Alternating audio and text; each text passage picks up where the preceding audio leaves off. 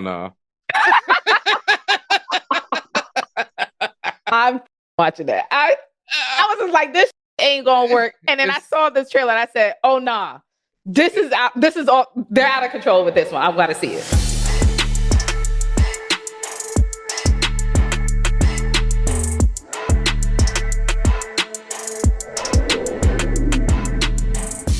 And welcome back, Internet, to another episode of the For All Nerds Show. It's your boy DJ Benhameen, aka A Baby Max, Chris Ragnarok, Black Goliath, YOLO Baggins, Lando Californication, Hollywood Hameen, here in the spaceship tonight.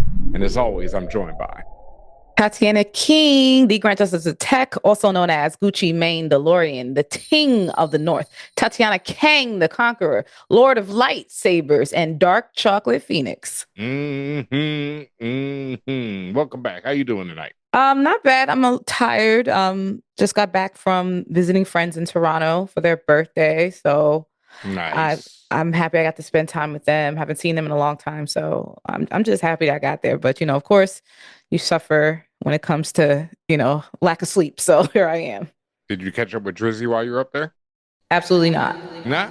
No love? Didn't stop by the mansion? Mm, I don't know if I would be welcome there. I don't think I'm the type. So Is it an age limit type thing, you think? I don't. You said it, not me. I mean, I'm just saying, I didn't say what that age limit was, you might be too young for the man. Listen, I'm not going in there to that conversation. He did date Jennifer Lopez, allegedly. I'm staying out of it. I'm not. Anyway, I am here for the mess, folks. It's For All Nerds Show. It's your boy Ben. I'm feeling pretty good tonight, man. I can't lie. I super cleaned up my little studio that you see right here. I know y'all out there cannot see the difference at all, but it made a major difference in my life. I feel like the limitless pill, and that's something people don't know. For real, people don't remember that about the movie Limitless. Like when he first takes the pill, the very first thing he does after that is cleans his shit up. And there's a jewel in that right there, because it really tells you that, when you have that clean space around you, that's how your thoughts work, your mind works. Just having clean, good energy really helps a lot. So whenever I'm about to get busy on something, that's what I do. And so I really rearrange everything. I got my controller that you can't see right below here, but I also rehooked my turntables up back over here because I haven't been messing with them. I had a lot of junk covering them for the longest, and that's the worst. So now I got my turntables up. You might have caught me on twitch.tv/ForAllNerds the other night. I was on my controller the other night, but I'm about to get back on the turntables real soon. I've been playing a lot of vinyl on them joints and everything, bringing it back to the essence and all that. So I'm going to do some live sets on there. I got a bunch of 45s I want to go through. So twitch.tv/ForAllNerds. If you're not following, make sure you're following already, because I'm going to be doing a lot more on there. In fact, it'll be too late by the time you hear this, but what's tonight? Tuesday, right? Yeah. Every Tuesday night at 9:30 p.m., Luna and I will be live on twitch.tv/ForAllNerds playing different games. Right now, we're doing a run through of Baldur's Gate 3, the classic, and it's been great so far. Highly entertaining, if I do say so myself. No, it's definitely funny. It'll be cool, if you ever get a VR headset, that you do some of the VR videos with him, because his VR videos are hilarious. POV, your pod racer broke down mid-race. The PlayStation VR is so... No, I'm talking about Oculus, not that. Yes, VR doesn't exist. Yeah, they abandoned that joint. And the sad thing is, it had some fire. Jedi Starfighter in VR was incredible. It was silly. I got to run that a couple times, and that almost made me drop the coin on that joint until they abandoned it, and then I, abandoned that idea along with it. You can still get it. There's an indie version of it I'm sure in that library, the types of games that Luna finds, that they're not huge publishers. They're just people who just been on there and are just utilizing what they can with the device and the hardware. And that shit works and that shit's hilarious. Like I said, like you gotta get on it with him if you get that. Yeah, but for now, we live on there, twitch.tv/ForAllNerds. Hit us up in the comments, all that good stuff. Say what up. Oh, man, I'm still not so much Homecoming. I was thinking about Homecoming. I think if y'all follow us on the socials, you saw the video where I posted where my brother Young Guru was pretty much berating me about how Jonathan Hickman is the greatest X-Men writer of all time. And also doing his best to big up Jimi Hendrix Purple Haze, which, was really an amazing moment for me. Mm-hmm. So thank you very much for that, Guru, my boy, my brother. And, I pretty much agree with him that Hickman is the man. You see how difficult that was for me even to say it? Like, I couldn't even get it out of my mouth. Hey, yo. I mean, it's just there's so many great writers. But, like he was saying in the video, it's not just, when you're saying that someone's the best, it's not like you're saying that these other people aren't great or also aren't the best. It's just, Hitman is the one. I don't know. I ain't gonna say all that. You know what I mean? I'm gonna let that one go. It's definitely a great discussion. Make sure you peep that on our channels and all that good stuff. Have you picked up on The Witcher yet? Have you started watching that? Nah, kind of like on the side and not that like, the moments that I've caught made me like, nah, I'm good. Ain't no way, man. That shit look like CW at best, man. That shit looks struggle. Nothing was the same. Nothing since we talked about Drake earlier. If you're reading this, it's too late. I already had that sentiment when it was first revealed or when it was first announced or blew up that my boy wasn't going to be Geralt anymore, which is crazy because he is Geralt. He doesn't act like Geralt. He is Geralt. And there's certain shows and stories where you can interchange the actor all the time and you could pretty much be okay. Like we've seen at Batman, right? A million people could be Batman, right? And there's a certain approach and maybe gravitas that you might need depending on the tone of the show, of the movie in this case, in the case of Batman example. But at the end of the day, it could generally be anybody, right? And you'll have your favorites or whatnot. When it comes to The Witcher, Henry Cavill or nothing. Henry Cavill or we riot, because Liam Hemsworth, bless his soul, he's doing the best he can with what he got. That ain't it. That ain't it. And I also think the hairstylist went with Henry because that wig ain't even the same. No. It's not plucked.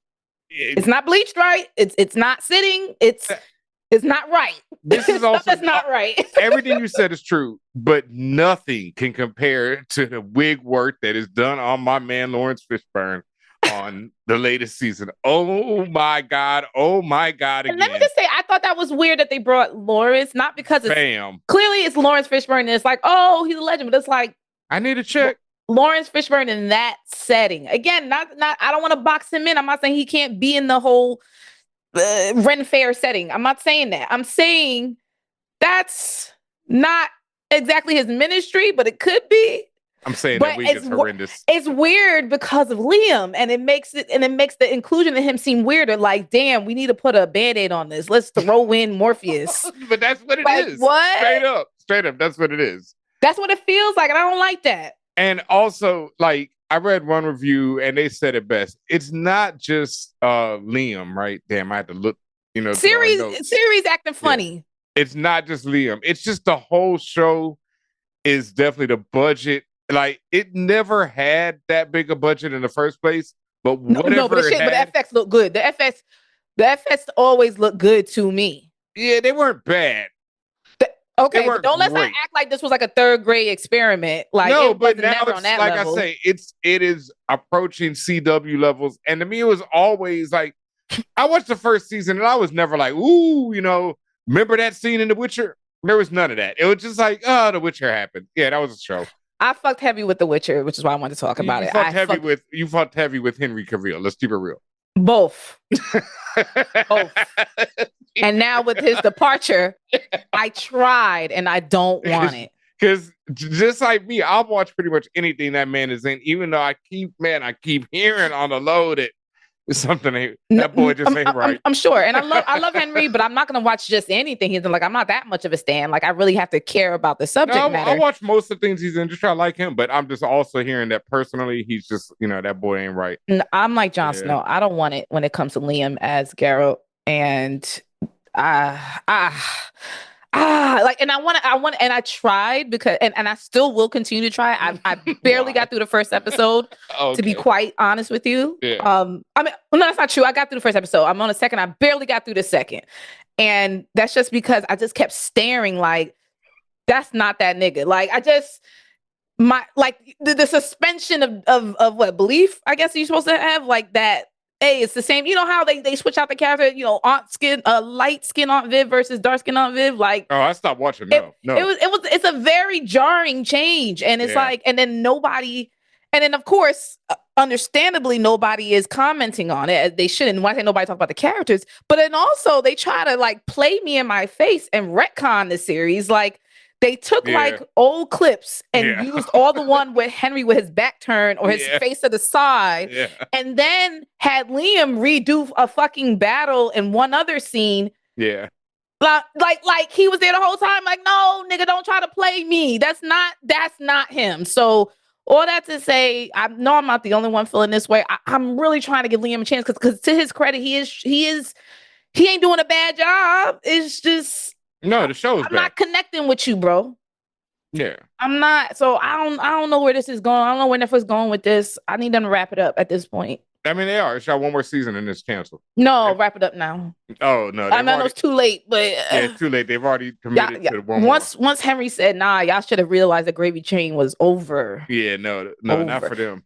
And what's interesting is because if you go back to when this whole thing first blew up that he was leaving, it was about creative differences with the development team, right? With the screenwriters and all this other stuff. And, he and I didn't realize just how badly he disagreed with them until I saw this season. And then I was like, or this first few episodes, I'm just like, damn, I'm starting to understand why he was like, hell no.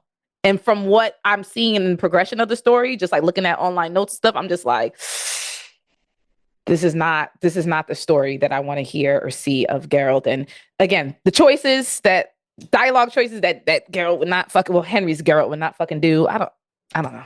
I don't think it's it's not me. It's not for me. I think it's just more, wrap it up. I think it's more Henry Cavill not being there. Because like I said, the show has always been mid. I think Henry elevated to you. To you, not I mean, to me, and not to everyone who fucking floated this show for all these fucking years. Otherwise, this wouldn't even be talking about this shit right now. It's only on the third season, and people barely, it's on Netflix. In Netflix years, that's forever, and you know that.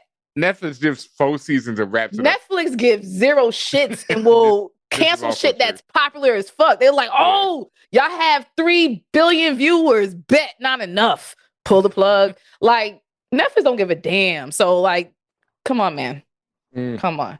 But anyway, that's how I feel about The Witch.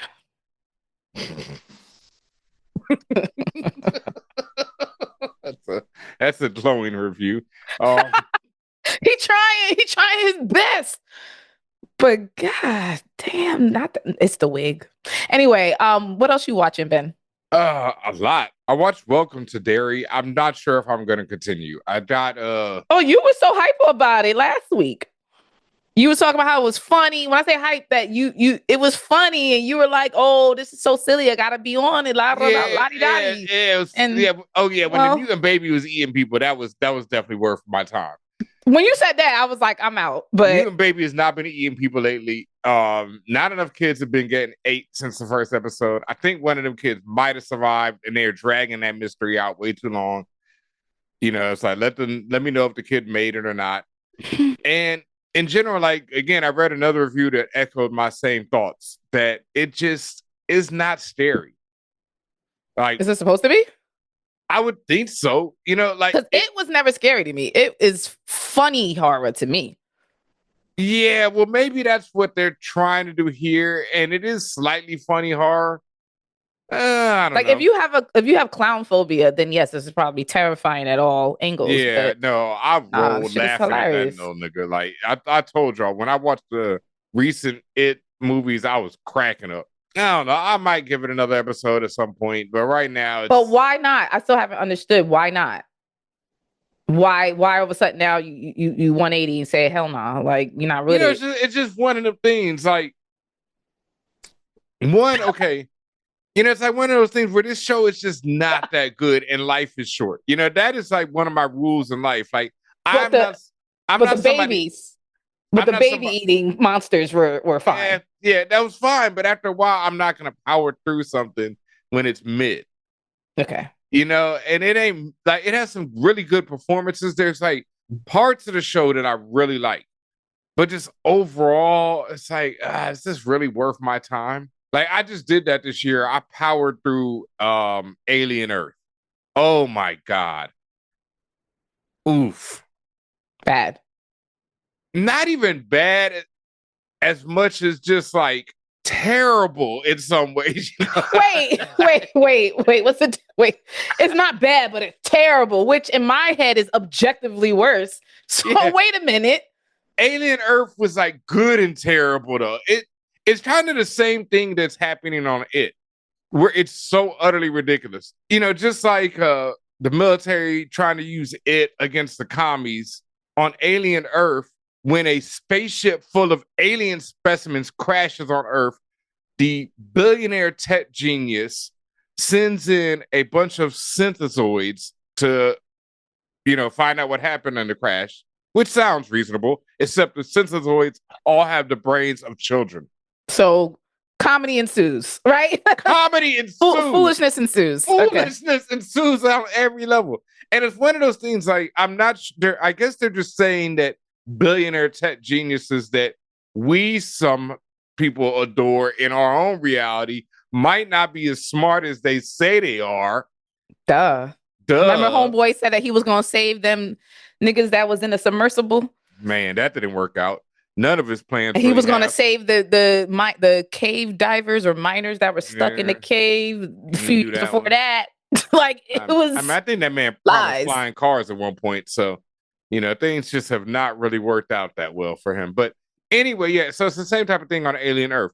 But despite the utter foolishness and the comedy that it did ensue, it's like, was it really worth it to have to suffer through those 8 episodes of Alien Earth? Because it just was not that good. I'm sorry. Like, here's the question: how did you get through to 8? Why did you just stop at like 2.5? Because there was something like, just like with Welcome to Derry, there are certain characters who are absolutely killing it, right? There's this cyborg by this black dude who is so dope, and he has this rivalry with this synth who's looks like the David Bowie. I mean, not David Bowie. What's my man Rutger Hauer, who was in the original Blade Runner? Like he's that version of synth. The spiky blonde hair, white dude, and him and this black guy have this rivalry. And whenever they're on screen, it is so worth it. It's just the rest of the show around them. It's, like, oh my God. And on Welcome to Derry, they have a character who is playing Mr. Struthers. I think that's his name. He appears in The Shining. He's the older black man in The Shining who has The Shining, who has the telepathic powers. So this is his younger version, and he's working with the military to find it. And the actor playing him is fucking phenomenal. So every time he's on screen, it's so worth it. But again, it's the rest of the show.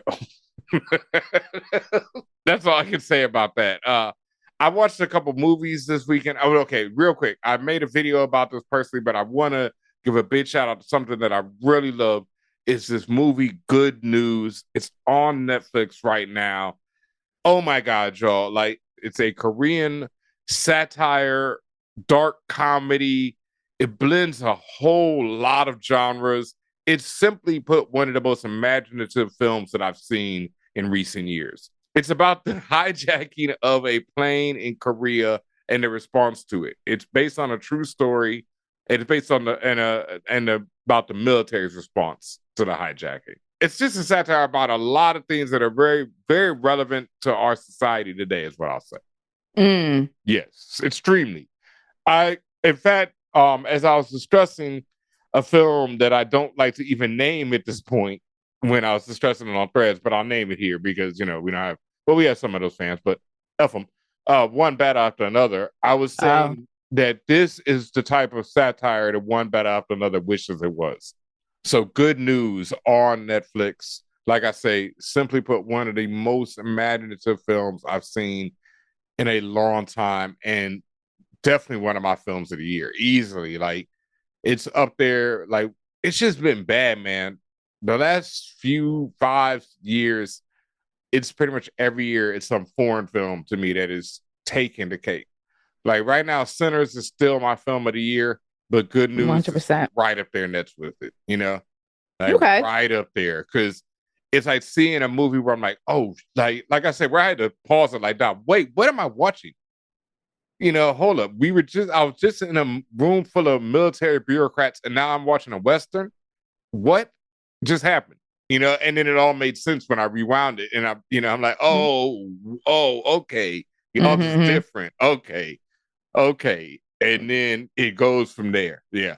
All right. That sounds relevant to my interest. Oh, so no, it's incredible. I'll watch that. Yeah, you got to. Like, I tell you, when I bring up movies like RRR, Athena, Good News, I'm putting this in that same category of foreign films that are Blue Giant, damn, and all of them are on Netflix. All those movies I just listed, Athena, They're all on Netflix, yeah. Blue Giant, Good News, all on Netflix. 4 of the greatest films you ever see. I can say that. Hands down. Yeah, and I considering I've seen all of them with the exception of Good News, I have to agree with you. And you saw Blue Giant? No, excuse me, I haven't seen Blue Giant either. God, go watch that as soon as you can, man, for real. That, like, if you need some inspiration in your life, if anyone needs some inspiration in your life, go watch Blue Giant as soon as you can. It is just one of the most inspiring, one of the most beautiful films. It'll make you feel so good about life, about being a creative, about living your dreams, about everything, man. Blue Giant is one of them films I put on whenever I need to feel good. I play the soundtrack constantly. Fucking hell. It's one of the greatest movies I've ever seen. On the other side of the spectrum, have you at all been catching up with Gen V? Nah, man, I gave up on the boys. You see how my pause right there? That was just like, what the fuck is Gen V in my head? It's been a while. Yeah, I gave up on the boys, and like I've said many a time on the show, I've read every single issue of the boys comic and all of its spinoffs that ever existed. So I'm good on that whole universe. Yeah. Okay. Well, I did finish this season, and I would say this season was better than last season. I don't know how much longer they got to go on this in terms of popularity. Like, it could just remain extremely popular because now they're going into Marie's, like, I guess as the readers and the purists say, her true power set. But it's gonna jump the shark soon. It's it's at the point now where they're like fully merging the boys universe and the NV stuff. So they've always been hinting at it over the years, and now it's like there. So like I said, it may got one more year in it. We'll see. Yeah, because they can't afford those actors. Oh, all of them? No, and that's also another reason you don't see all of them in every episode, right? You only see one of them at a time typically, and then for like a very short period of time. So I don't know. No, because it's a rare spinoff where you see them, people from the original show pop up. And then typically if you do, like, the cheat that they use is like using like if it's a video from like if the person's like being like on a news footage or something like that, they'll use that. And be like, oh, look, they're in the same universe. Where's the Homelander? It's an in-story news article. The Homelander, right.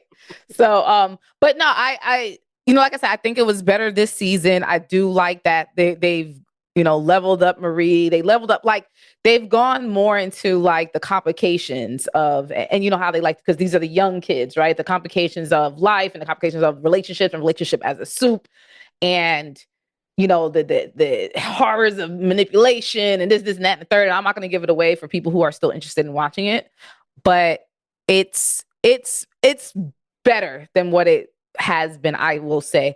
I don't like you, and I, even though not unlike you, I have not read all of the books and all this other stuff. But like you, I've got to a point where I'm maybe at my limit with the level of the violence shown and the just nastiness. It's just fucking nasty. Yeah, the nastiness. There's a scene where there's a man. Don't tell me, please. I'm going to say it, and I'm going to keep it as... No, I'm saying it because if I have experienced it, you guys are going to experience it. My imagination's so much worse. There's a man, and again, vague on purpose, but there's a man where they show him going to the bathroom.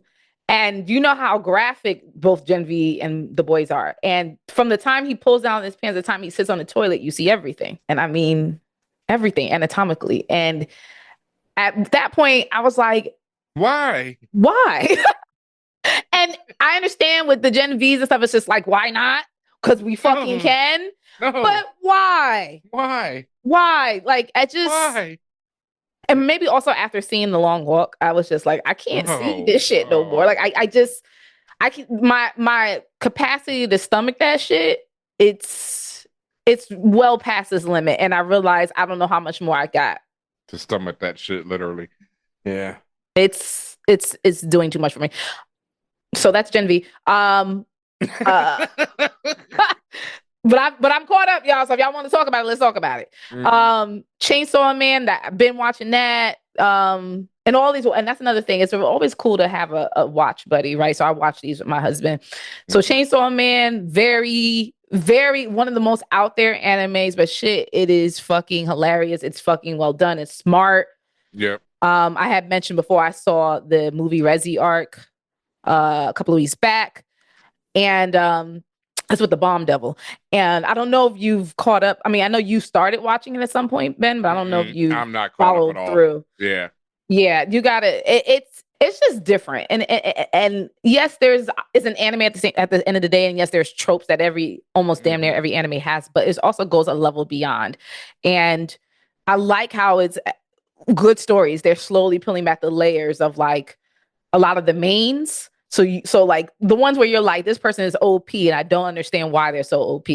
And they're slowly giving you the breadcrumbs to be like, this is what this person is. This is what you think this person is. And they start changing your mind and changing your thoughts, and what you thought it wasn't. And I'm really appreciating that a lot when it comes to Chainsaw Man. Like it's a lot of discovery, and I think that's why I like the show so much. It's a lot of discovery in terms of who these characters really and where they're coming from, and why do they move the way they do, literally and figuratively. Like that shit is wild.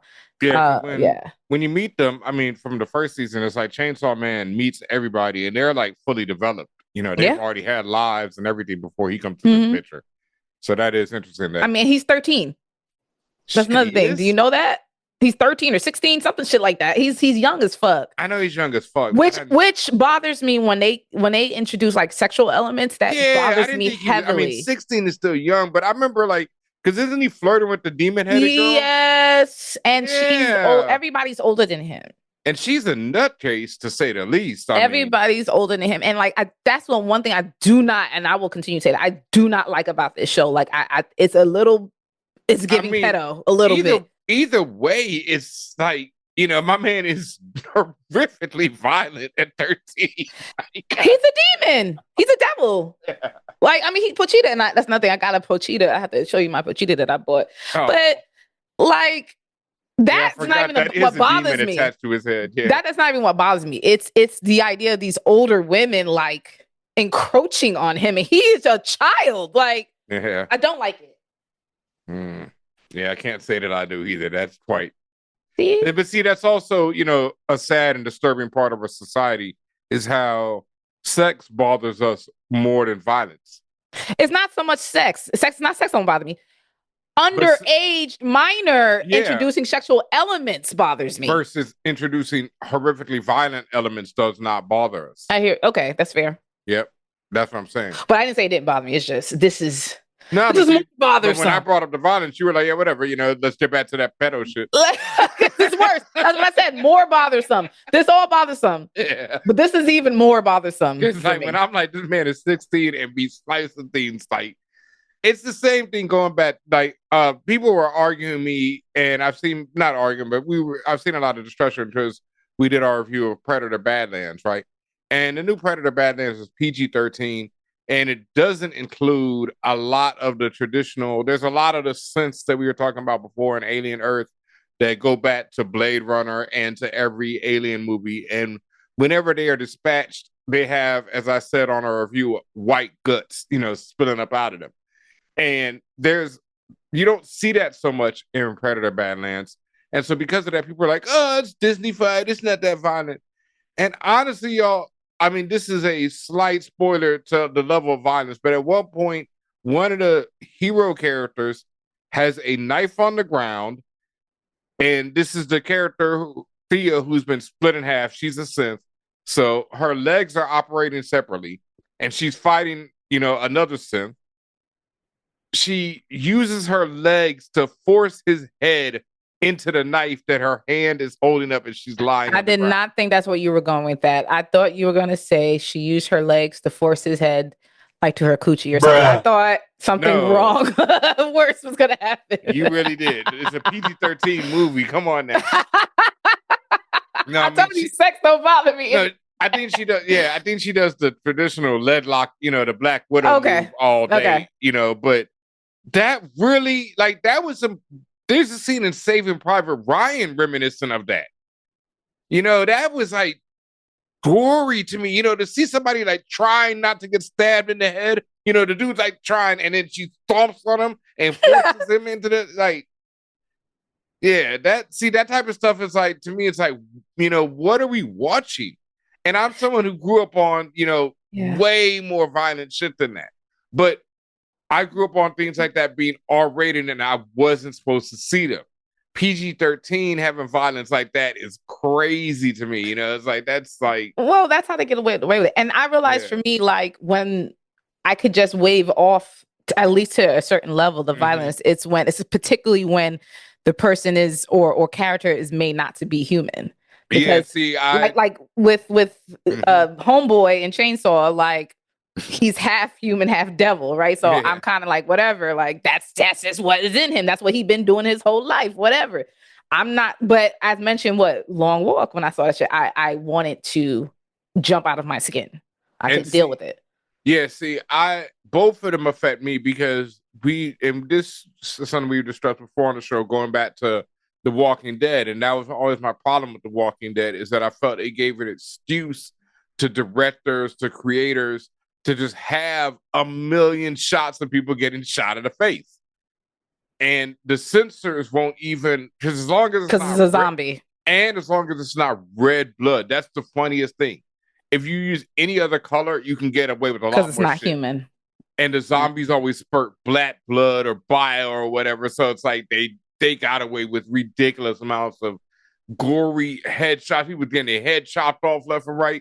And that's, whether or not it's a zombie, subliminally, your brain does not know the difference. Your brain sees a human getting their head chopped off. That's how your brain takes it. This is just actually, I don't think it does. No, if it's a zombie, I don't see it. You see that, but your brain, it's it's how people are talking about, this is a motivational thing, right? Your brain doesn't know the difference between you having money and you saying, I've got money. Okay. It just doesn't.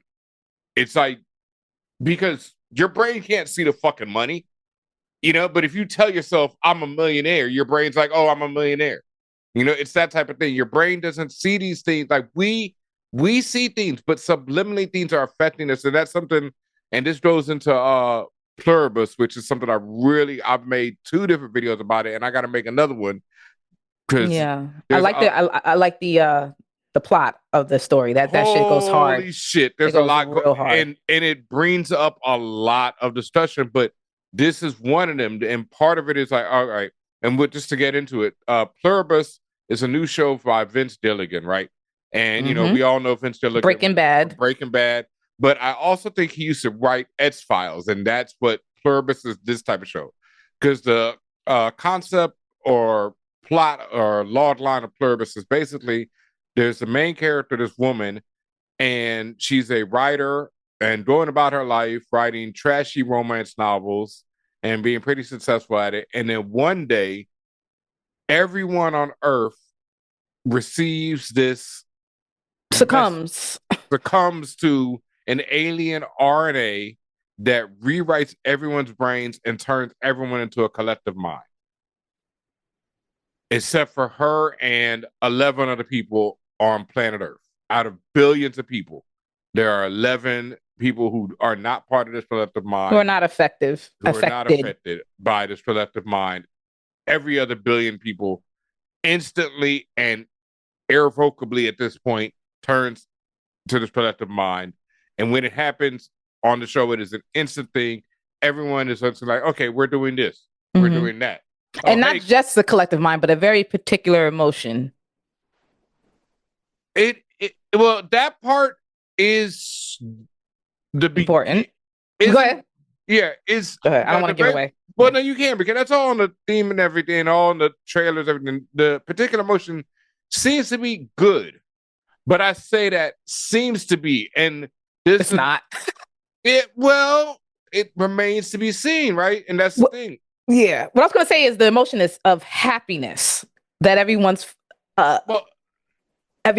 presented as being happy. Everyone is definitely presented as being happy. That's an important distinction to make in terms of just what emotion, because it could be like you're a collective mind, everybody's mad as fuck, right? This is quite true. You understand? Yo, what's up, fam? It is I, Tatiana King, and I want y'all to know that I need you to do me a favor. Please share this show. You're listening to us, you're watching us, but you're gatekeeping. And I don't understand why you're doing that. I really need you to share with your friends, share with your mama, share with your cousin, share with everybody. Because if you're like me, you love to share the joy. And it's really important that you do that. So please tell people about ForAllNerds. I love you. So again, that'd be a terrible one. Come on, man. That's like cross. We're already halfway there. Think about it. There's a show coming out that's based on this comic book, and it's another comic book that I've read that I'm like, I hate this book and I hope it never gets thing, but it blew the fuck up and it's the end of the show, and it's called Crossed. And it is about humanity basically not even turning into zombies. They all a lot of humans start getting infected with this thing where they have this cross branded across their head, and they've just become the most horrific evil monster you can imagine.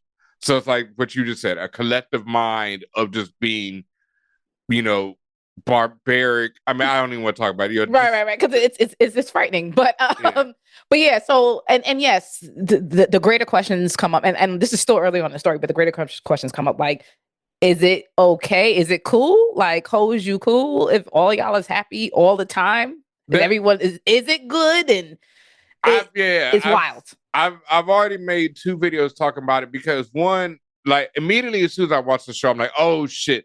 Because there's so much of this has been, for any sci-fi head, this is something that's come up mad times. For any comic book reader, this storyline has been it.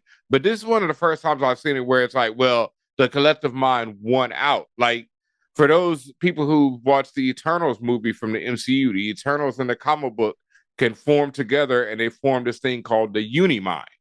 And it's all in their minds as a collective consciousness, and they make decisions, etc., whenever they need to, use this telepathic power for whatever they need to, etc. But this is also a thing that came up in an issue of West Coast Avengers, where this alien mind was trying to take over the Earth and use mutants, because they saw mutants as the next dominant species. And so they're like, okay, we're going to make a collective mind out of the mutants. So they've been residing in humans. And they're like, all right, humans' time is over. Now it's time for mutants, so we're going to take over all the mutants. And it didn't work out. So this is like the first time where it's like, oh, it worked out. In Pluribus, yeah. Yeah, and so it brings up a lot of things. And this goes back to what I was saying about violence, about a lot of the things we consume, and why it's really important to really pay attention to what you consume, right? There's a video going around, people have been retweeting and reposting and all that type of thing, with Saul Williams, the poet. I think he was at the Breakfast Club, and he was talking about this very same thing, right? But going back to that collective mind and why it's so important to watch what you consume, because that's the funny thing. People have been comparing Pluribus to Chat GPT, right? They've been like, oh shit, this is like Chat GPT, because everybody's using Chat GPT and everybody's got a collective mind because of Chat GPT. Not quite. But I get the direction you're going in, yes. Okay. Not you, but them. I hear what y'all saying. Yeah, but that is a valid reading of Pluribus. But there's another level to it, is the fact that before there was ever a Chat GPT, we live in a collective mindset. And a part of that collective mindset is media. The media we all consume influences our collective mindset because it tells us rules of society.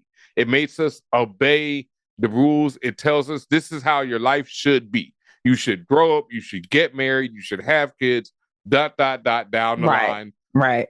Another brilliant film, They Live. If you've never seen it, what's wrong with you? Watch it as soon as possible. And it lays all this out in a tragic horror comedy. Media is powerful, as you seen from a very particular, well-known show called American Gods that DJ Ben Amin was a writer on. And media in that form is a god.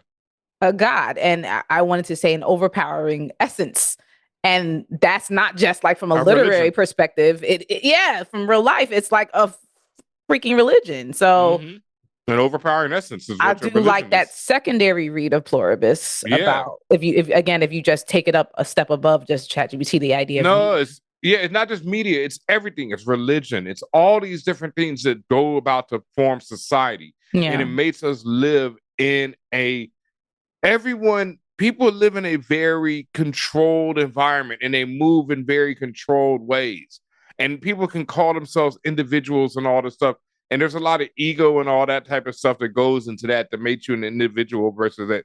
But we all move very much in, like lockstep with friends, with family, with society. It's very few people who are like, yeah, fuck out of here. I myself, to this day, I don't have children. I really don't see it happening. And then one of the reasons is because I've always been like, oh, it's, society is, at one point I wanted to have kids, but at another point it was like, oh, society tells me I have to have kids. And I was like, ugh. Like, anything society tells me I have to do is ugh to me. Another thing that came up like this year, and me and Tatiana were just discussing this before the show, was this year I've really been questioning gender.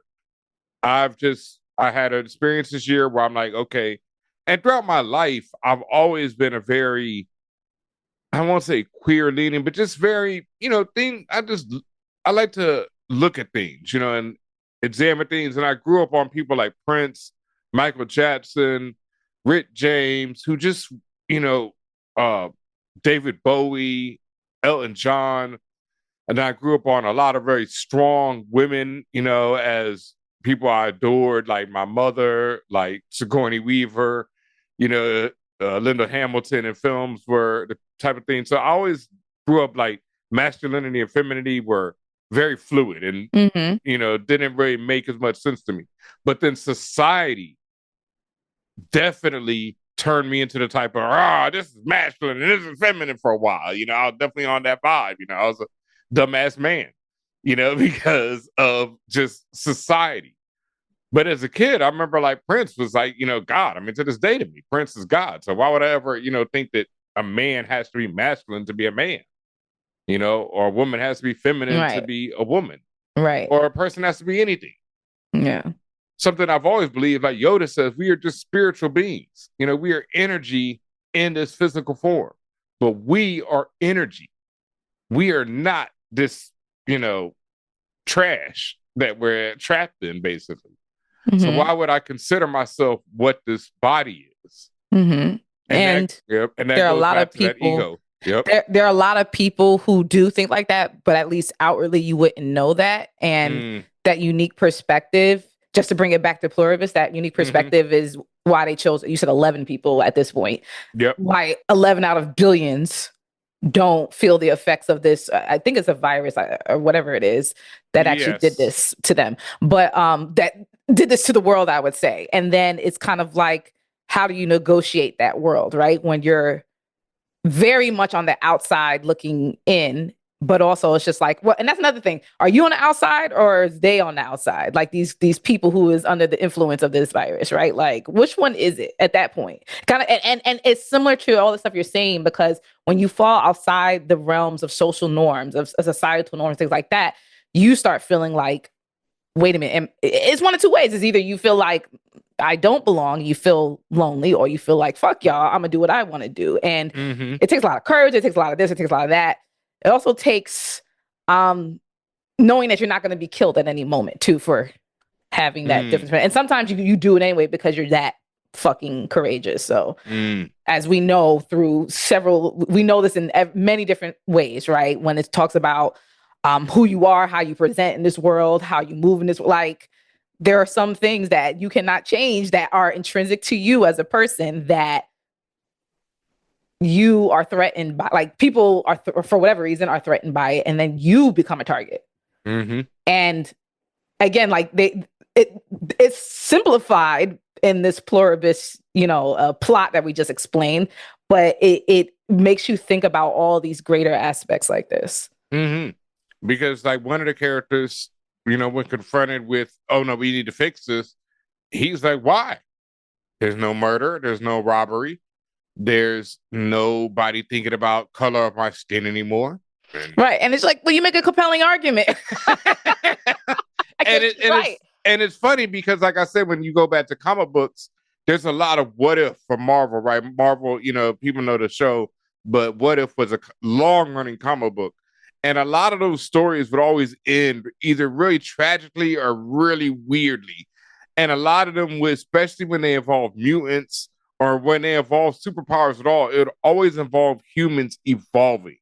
And humans evolving would eventually evolve into a collective mind. Even in popular society, there's this idea of the age of Aquarius, which, I think, I'm not sure exactly when it first came to popularity, but I know in the 1960s and 70s, there was a lot of people talking about it.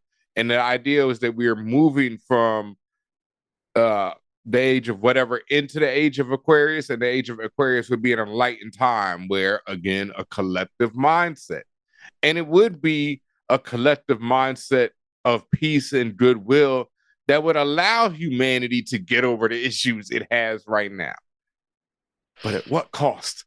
Is the question. But is that the cost, or is that the solution? And these are all questions that this show brings up, and that's why I'm really thoroughly enjoying it. Like I say, I've peeped the first 2 episodes. It's on Apple TV right now. It's fire. I'm gonna drop 2 of these other videos that are, asking a lot of these questions. Like one of the videos I'm talking about is, how does it exactly work? Who is exactly making decisions? That's the thing. It's billions of people in a collective mind. And you see when they're asked questions or when they need to make a decision, there seems to be a pause of thinking or collaborating. It's like buffering. Yeah, but and then the answer comes out. Yeah, but how the fuck do you buffer a billion minds? Billions of minds, not billions. So that was one question. And then it's like goes with that questions. That's why I start thinking about the whole good thing. And it's like, where I start, because one of the questions leads to, okay, who makes decisions? And this is all revealed in the very first or second episode of most, but the collective mindset is now vegetarian. And myself being a semi-pescatarian, whatever, I'm that's good for humanity, etc. Yes, but who made that decision? Because the majority of people on Earth right now are not. So it's because their mindset gets elevated, where it's like, oh no, now we're vegetarians, and everybody there, who's in the collective mind is like, yes, we're all vegetarians now. That seems right. Well, if that's the case, then but then the next one is, and that goes back to programming. That's what I said in there, is that's programming, right? That's like, that feels like somebody, because again, this was sent out. This is an alien, I guess it's RNA that's what they say is rewritten, but it was sent out as a message, as a radio wave that we intercepted. And then we constructed the RNA on Earth. We're idiots. It's always, well, what's going on out there? Let's check it out. Well, fuck it. No, I'm definitely looking forward to watching Pluribus. Again, the premise was fire to me. And yeah, me too. Just to see how it's breaking down now, and like hearing how you are reacting to the first couple episodes, like I'm definitely on that. Speaking of the Apple TV, yes, I am late behind everybody. I don't care. Do not talk to me about it. I've started watching the morning show. I saw you put that in there. What season are you on? Started watching the morning show. as in episode 7 of season 1. My nigga, I mean, that's when it's still like fantastic. So you're in for it. It's fucking fantastic. That's Steve Carell is. Yeah. I did not realize how much I would dislike the man. Like dislike and like him. And also it. And again, I know I'm behind, guys, so leave me alone. But like this elevated him as an actor too. Like, yes, Steve Carell, this wasn't the first time he's done something more dramatic or anything like that. It's just to really see that and see him play someone who's very extremely complicated and also just like highly questionable too. And at the end of the day, I personally like Steve Carell. So, and of course, separating the character from the actor, but it's just nice to see that range. And Reese Witherspoon will always be my girl. So yeah, whatever she, and I know she's gonna be doing good. Jennifer Aniston, that's another one where it's just like she's not playing the person that everybody likes, right? Like she's playing kind of the whacked out character a little bit, and just to see the ensemble of people, and of course all the Black women in the show. Gugu Mbatha Raw. Last time a lot of people we were talking about her maybe from Loki. That's me. Who's Ravonna Renslayer? So yeah, and then I know like there's way more to come and other amazing things happening, and the cast expands. Let me say this for Tatiana, please. No spoilers. Anyone, please, y'all, like keep it quiet, don't. Keep it cute. Please don't. Karen Pittman, Karen is there's so much to come, and I'm freaking loving it. Yeah, you're so far behind, and there's like so much major shit. So like, please, no spoilers. I don't look up stuff about it. So okay, yeah. So and like I said, I'm so far behind that no one's talking about it. Yeah, what I'm looking at. So. Now that you brought it up, like our fans, just please, y'all, keep it quiet. Keep it quiet. Because I'm caught up, so I know everything. But I'm like, it's like wild to even hear about season 1 right now. Because it's like. The show is in such a different place now that it's like, and what is it? I think we're on season 4, but like season 3 was like where I was like, damn, this show is turning ass. No, honestly, like damn. I had to struggle through the last season, whatever it was, whatever season was the last one. I had to struggle through parts of it. I was like, yo, this is. The shark is not being this jumped. Is ass. No, it was like that. You saw that shark, and you saw them, in the speedboat, and they're like, "We're going over this bitch," and then, and then I don't know. It was like I honestly was not even gonna watch 4, and then my partner was, and they started watching it, and quickly, they're like, "Nah, it's dope." So I'm like, "Fuck it, let me go in." And man, they I don't know, the shark got shot. They jumped over that boat and shot the shark something. They landed safely because it's back on track. Like 4 is like back where I'm like, oh, I can't wait for another episode of the Voyager show. Like, ooh, we back, so. Okay, cool. And also, and this is on Hulu, but I've been on Reasonable Doubt. That's my fucking show. Yeah, that's great. Yeah. Love it. And they got picked up for, what are they in season 3 now? They got picked up for another season. They just announced it. And I'm like, ride that to the wheels fall the fuck off. Please. Power with lawyers, though. I'll say it again and again. It's power. Fine. And I don't care. I fucking love every moment of it. Power's a winning formula. This is another one where I feel like this season is better than the last season. Have somebody have sex every 15 minutes and play hip hop music. First of all, not any hip hop music. The best soundtrack in the game.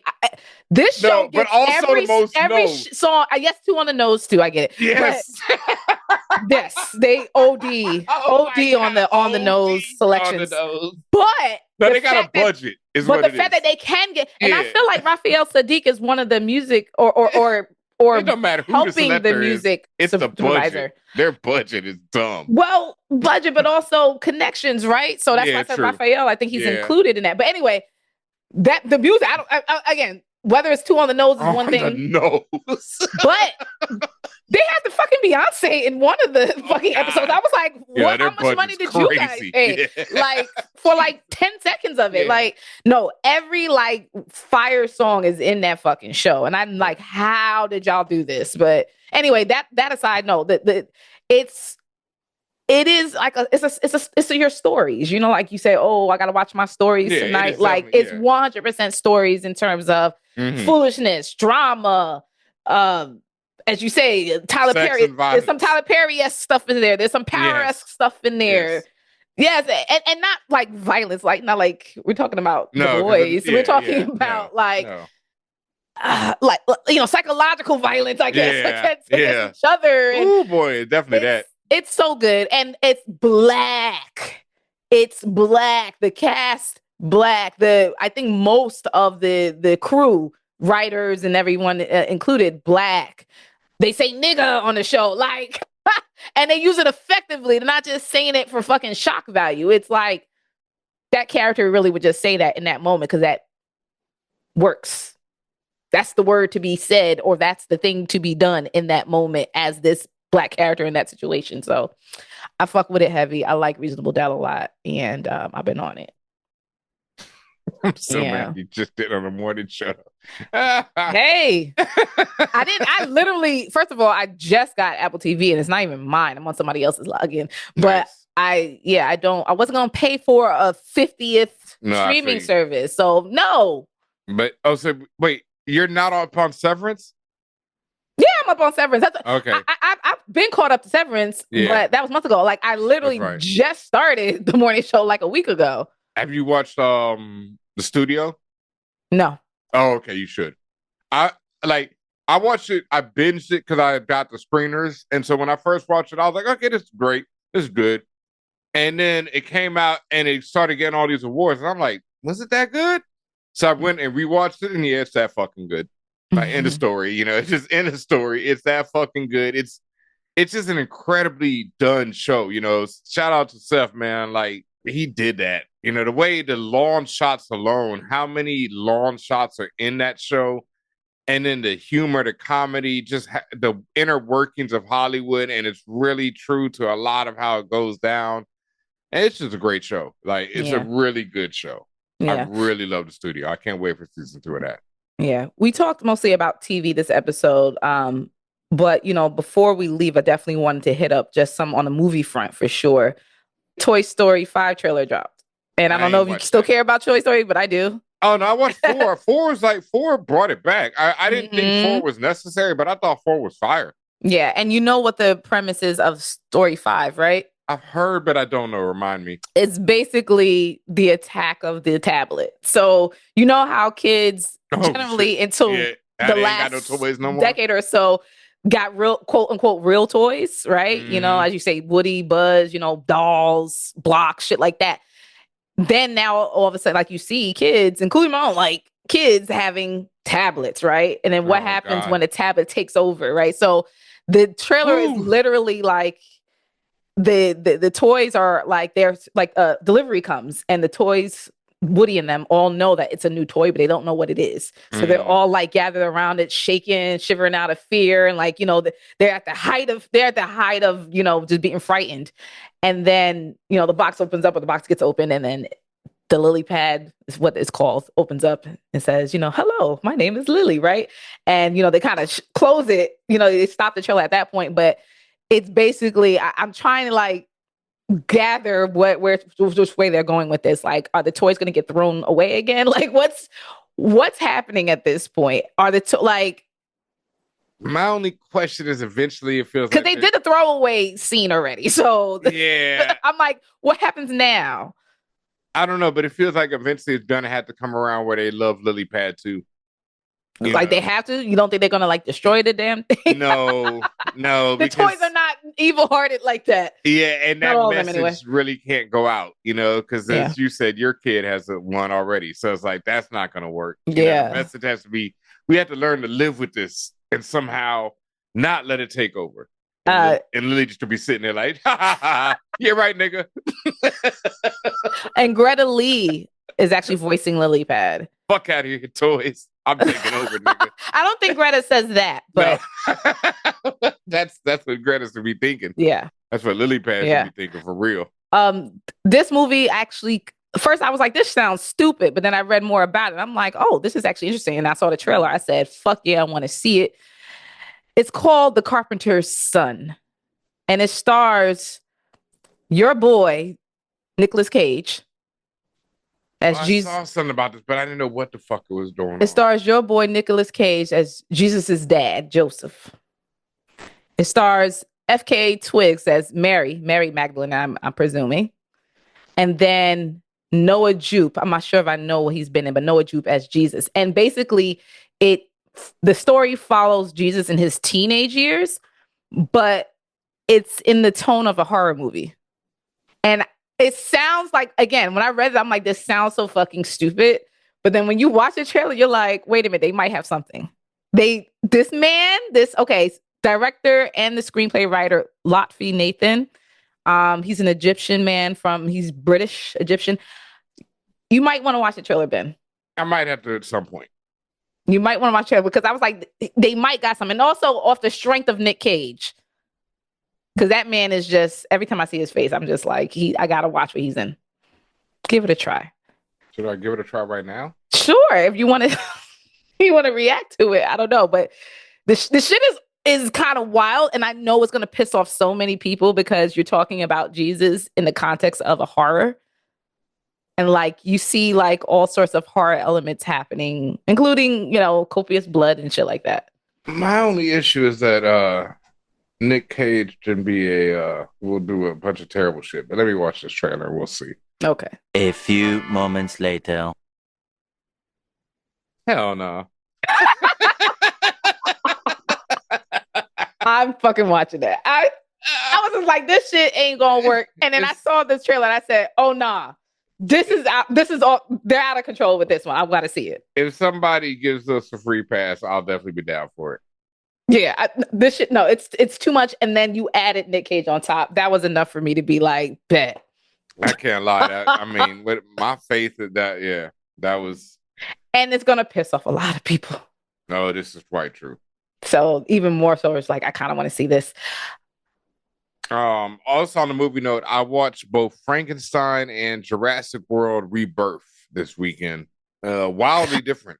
Yeah, and again, I forgot Jurassic World had even like this is last month, but like when it was like, oh, it made 800 million globally, I said, damn, when did it even come out? Like watching it, I can definitely see why. There's little to no plot, and a lot of people get 8. It's off the strength of Jurassic Park. And people get an 8 in this one. A lot of people get 8, like 8. That's kind of why you watch Jurassic Park, right? Like you don't, because it's like, why do you keep doing the same mistake over and over again of fucking with the dinosaurs? Yeah, over and over. One, the dinosaurs come and fuck with them, kind of. They started it from the beginning. Yeah, but I'm saying, like, they're not even on there's no park, there's no island, there's none of that. These niggas, like, this one family is just out in the ocean, and they're supposedly in the area. But they got loose from the last Jurassic Park, remember? Yeah, no, but in this one, this is 30 years later. Look, there's a whole storyline. This is 30 years later, and the dinosaurs have died off due to environment, etc. So they only exist in this one area on the Earth, in like right near the equator. And so these people are supposed to be not in the area. And these dinosaurs is like, ha, nigga, surprise, nigga. Well, that's, once again, it's our fault. You just said it's not supposed to be there. Everyone knows. No, the dinosaurs aren't supposed to be in that area. They're supposed to be good. And the dinosaurs come through like, nah, nigga, this is all our area. Well, I was going to say, how are you going to tell an animal what's not their area? True, like, indeed. First of all, as an animal, I was here first. Well, I mean, nigga, this is my land. Yeah. This land is not your land. Not made for you and me. This is me. Well, it doesn't matter, but a lot of people get 8. I won't say it's good, but if you enjoy watching people get 8 by random dinosaurs, I will say this in this one, there's a lot of mutant dinosaurs in this. And they're like horrifically ugly. No. Yeah, I don't enjoy people getting 8 unless there's been a character development that makes me think they need to get 8. Oh no, people just get 8 like randomly. in back in the day Jurassic Park, where it's like this is the character development. You're like, you know what? You deserve a raptor to spit in your face. Man, niggas get that doesn't happen anymore. Niggas just get 8 off GP. Off GP, like good people get 8 several times. Like, bruh, like that's not enough for me. That's not enough for me to sign up. Like, yeah, okay, I really like that person. Oh well, they got 8. That's how it feels in this one. Like, it's bad. I mean, the bad guys eventually get 8 too, but it takes them a long time. I was really waiting for this one dude to get 8. And that's when it's just an indulging of How many different dinosaurs, different ways can we show this happening? Yeah, and then like I said, in this one, it's these mutant dinosaurs, and they're all ugly as hell. Man, I don't know. I see how I this had one. no desire. Clearly, I didn't realize they had came out months ago. So Yeah, I see how this one made money. Mahershala's up in it. Scarlet Joe. I like Star Joe, so I was entertained by those two. But the rest of this was like, yeah, whatever. Frankenstein by I almost said Benicio, but Guillermo del Toro. Guillermo del Toro. The bull himself, the legend himself. Oh man, I thought it was beautiful. Let me say it off top, right? It is beautiful. Oh, with Jacob Elordi? Yeah, yep, yeah. Your boy Oscar Isaac up in that joint. Oscar Isaac, yeah. Yep. It's absolutely beautiful. Like I'll say that again and again. Just some of the illest shots, just very well designed, cinematography, costuming, everything. Oscar Isaac as Victor Frankenstein is an absolute nutcase. I enjoyed his performance. I enjoyed pretty much everybody's performance. Jacob as the Frankenstein monster is, he gives it his all, and he is like he's not, he disappears into this role. I just found it to be a story about men needing hugs, like yet another, it's just like, in a long tradition of Breaking Bad and a million other stories at this point of white men needing a hug and destroying everything around them when not, giving that hug or not accepting that hug. And yeah, this one is more like this one is more like a bunch of men who don't have moms and then eventually kill all the mother figures that come into their life. And while beautiful, while well done, I just didn't care. And the way it's told, the tension in the film is kind of robbed from me because it's told like, well, Victor survives and the monster survives. So it's more just like, okay, how did they come to this point and what's going to happen after that? And it was cool. It's, it's interesting. I'm not like, I was not mad at it. Like I say, it's, super beautiful. One of the best shot, most, beautiful movies I've seen this year. Just overall, just a lot of great symbolism, a lot of all that, but just, Okay. And this is interesting because this always happens in Hollywood. You remember Dante's Peak and Volcano, Twister and Tornado. Yeah. Well, next year there's a film called The Bride coming out, which is about Frankenstein and the bride. And it's more so centered on the bride, at least from all the trailers I've been seeing. Yeah. Starring Christian Bale as Frank, Jesse Buckley as the bride, Jake Gyllenhaal's in this, some other people's in this. Maggie's directing. Oh, his sister's directing. Okay, so that's why. Yep. Penelope Cruz, I think, might be in it. I don't know. The point is, and again, Frankenstein, right? And this seemed more like campy though, like it's trying to be like dark, like noir camp / Jokerish. Yes. Yeah, it's given that feel, but that's like Joker and Harley-ish. Yeah. Wow, this is directly not. This is definitely gothic horror. Very old school. Feels like the Francis Ford Coppola's Dracula type vibe. 1600s, 1700s. I would say it takes place in original timeline of Frankenstein, etc. Definitely not the story you've seen where it ends up with the mob chasing down Frankenstein and burning him up. This ain't that story. But if you like that type of thing, I would definitely recommend it. I just wasn't somewhere where I was like, oh my God, movie of the year. And I was like, okay, this is cool. This is dope. Yeah. It's just interesting how, again, and I understand no idea is necessarily unique, but like, even though it's different tones and different approaches, it's still all like, again, these copies of each other. Like, it's like, oh, we're all going to talk about Frankenstein this year. Yeah. It is. You know what I mean? Like, and I mentioned Twister, Dante's Peak, White House Down and Olympus Has Fallen. Like, it's like it's like, again, those are more like similar in tone to each other. And I understand these Frankenstein movies are different, but still. Well, sometimes that happens is what, a script goes around in Hollywood. A bunch of different studios read it, and a bunch of studios like it, but then someone buys it, and then other studios like, oh, remember that script? Well, they're doing this. We got to get our own version. Or like there's been competing biopics sometimes where they know that both are coming out, so they're like, okay, we got to put ours out first. So I don't think with The Bride, I think that's just one of those rare things. I know Del Toro, this is a passion project for him, and he's been working on. So it's maybe not a situation like that. He's been trying to get this to the screen forever. It just finally, got made now. But he's been trying to make his Frankenstein movie and working on it forever. And like you said, the tone of these two things seems so radically different. So different. It is now Deep Impact and what was the Armageddon. Yeah, now that feels like, and I can't remember. I remember I've looked up the story of that before, but I think that was the case of where, studio heard that they were making theirs, so they were like, okay, we got to get this, because they already like one of them had the Deep Impact script and one of them had the Armageddon script. We got to get these out, and they all come out around the same time. It just happened that they both got scripts from about asteroids and Earth, and so they're like, "Fuck! Oh, they're putting theirs out this year. Well, we got to get ours out then." And that's how it happened. I'm not sure which was the chicken or the egg in that one. Gotcha. And before I forget, because you mentioned biopic, I got to see the Michael Jackson story. Have you seen that trailer? I have. Now, hold on. Gotta is a I have to. This is as a Michael Jackson stan, so that's what I mean. I have to. You got. I know you are. You mentioned him as one of your greats. You got to remember when I grew up. Like I get it. Yeah.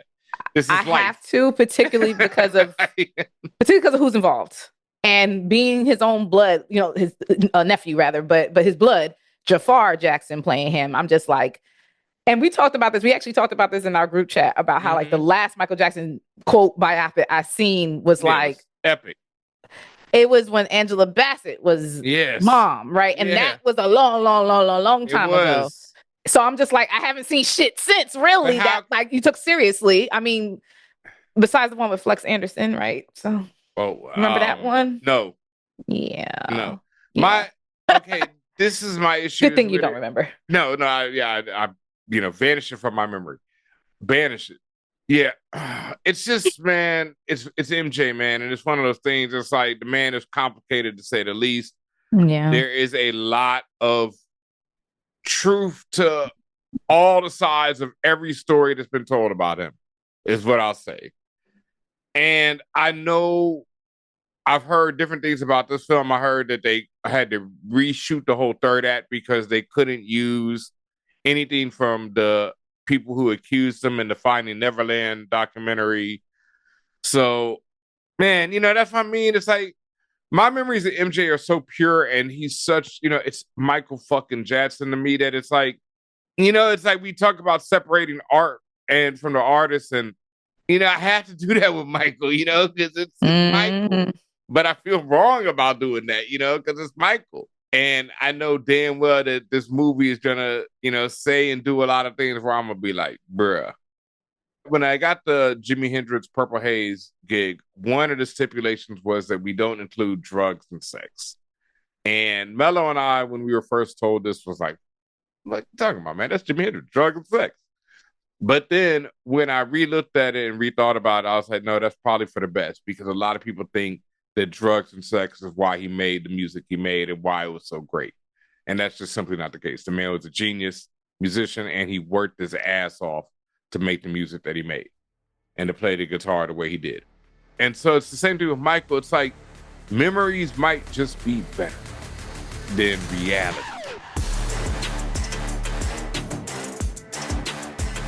What's up, y'all? Thank you for watching that video that you just watched. Do one thing for me. Hit the like. Hit the subscribe button.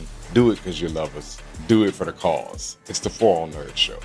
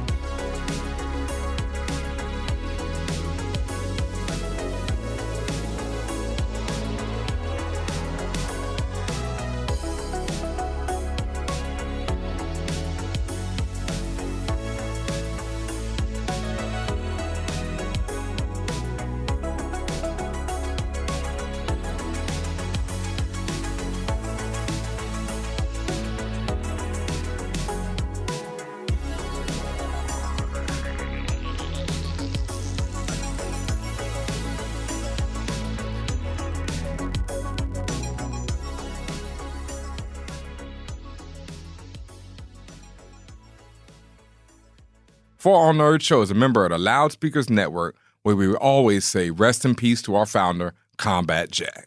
For All Nerds Show is powered by our listeners. Everything we do, from our podcasts, live events, our website, are all independently funded. Please continue to support us through our Patreon page at patreon.com/forallnerds.